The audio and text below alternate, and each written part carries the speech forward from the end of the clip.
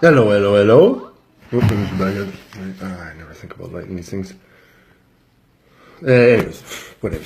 I was just coming on. I watched Luciano and Sean from yesterday. Nice long podcast. It was good to see. Excellent. And the plans of coming on tomorrow and Thursday. It's say set in stone, but at least some a good schedule that I can just set it on my dial as it were, and tune in when they come on in. Awesome. Briefly, so you asked about against the enemy. I have to say, I've got as a brief introduction to that. So, united against the enemy, the devil. My overall belief is that the devil is non-interventionist, so that for me, that there wouldn't be those actually niggles. Be more along the line of, in a similar way as the Holy Spirit that we talk about, more like a flashlight.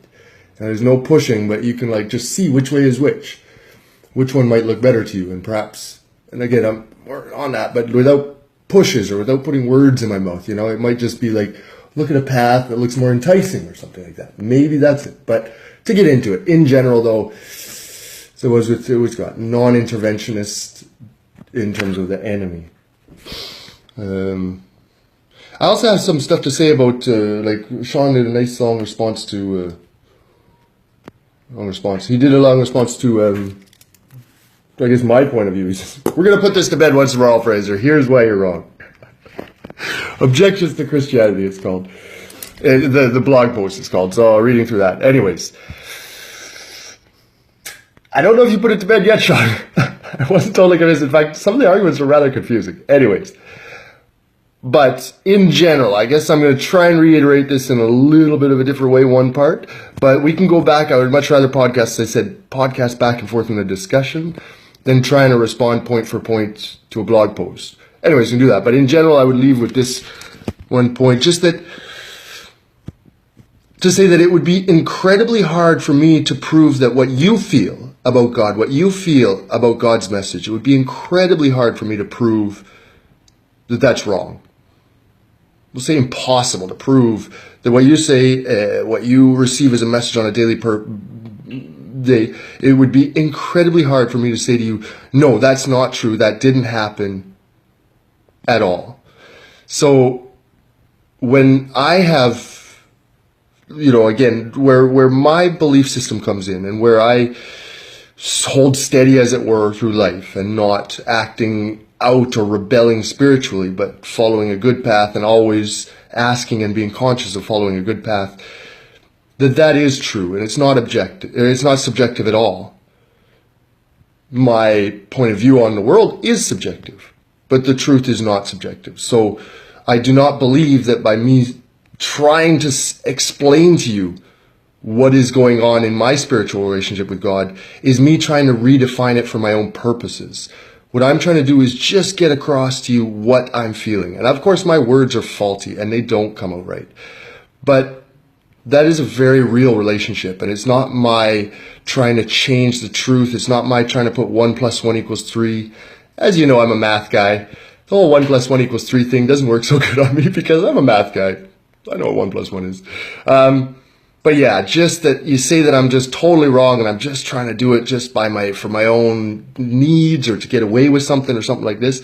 It's just not like that, man. It's just not like that. And when you say that I'm wrong, you really gotta, no, you say that I'm wrong, but I get back to it. I'm like, why does he always say I'm wrong? I'm not saying that you're wrong. I said it would be hard to prove your relationship is wrong, but I do not say it. I think your relationship with God is beautiful and real. It's just that when you say that my relationship with God is lacking, is somehow I'm making it subjective or making the rules subjective, I'm really not trying to do that. If anything, when I get to the biblical stuff and say, look, I'm just not bought into it yet. Like if the Bible says in 4 different times that Jesus is absolutely the only way, again, that's what the Bible is saying. And the Bible is a book that was written umpteen years ago and translated umpteen times. So in a sense, I can't trust that humans haven't changed that. Now, if you've looked into Jesus, and Jesus said that, Sean, you have to come to God through Jesus, that's fine. And he said it through the Bible to you.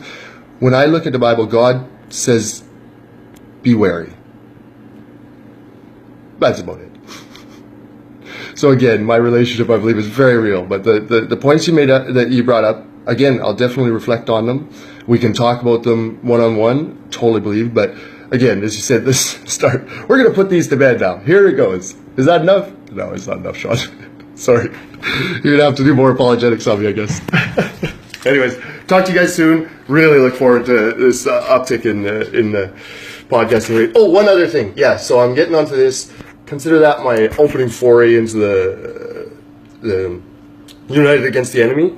Just in that, yeah, again, for me, I would just start out by saying I don't believe that the devil is interventionist in a direct way, like physically pushing you or physically putting words into your mouth.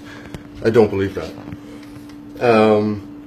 On the actual production side, I saw you guys' video about, what the plan is for the God Podcast Network, God-Podcast-Network.com, and the-Podcast-Network.com, and the Serving God Podcast Network Facebook page, and the team for the management team for the Serving God Podcast Network Facebook secret page, and the management team messenger group. What else? Oh, and the Seeking Truth Facebook page, and the Seeking Truth YouTube page, and a bunch of other YouTube pages. You're right, I don't know how all of those fit together. It would be nice to have kind of a document, perhaps, just a clear one, like say, hey guys, this is how they map out. Because even now I'm having troubles navigating the whole thing.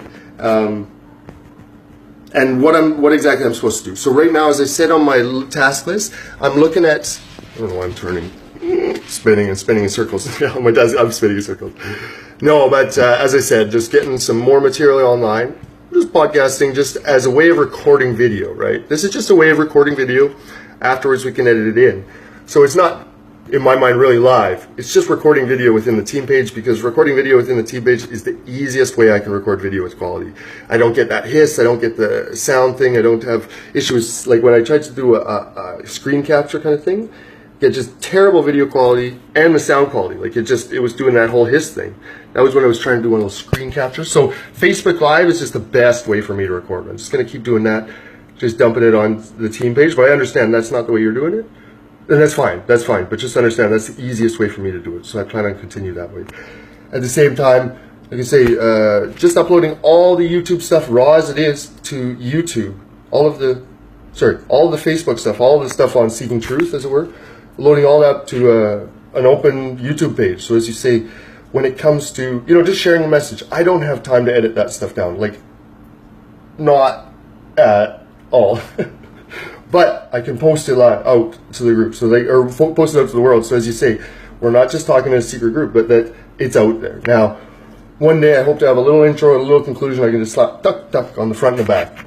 That it would be that easy. But right now, if I did that now, there's some 35 videos that I would have to do that to. And just basically downloading them and re-uploading them, that was all I could do this week. So I'll keep downloading, uploading. Alright, keep posting and uploading to YouTube. 1 and 2. Again, like trying to contribute to more of the webpage stuff. Give me a call. Maybe rather than telling me you need to do all of that all at once, perhaps, like again, this week, you're going to do a show with Ella. You're going to do Enemy of the State. No, United Against the Enemy, I mean. Enemy of the State, that's like some movie or something. And if you want me to be in, so you want me to be in, so I had a 2-minute clip on the enemy. That's what this is. There's part of that was a 2-minute clip on the enemy, like you asked for. And if you want to do a group thing on Thursday, super duper. I'm up for it. Talk to you guys soon. And once again, anyone else that wants to podcast before, after, we can do another after party after it. Steve. Hey, I wonder if Frank's around. I have to invite him. He's probably not up. It's like 10 o'clock in the morning. Probably just got.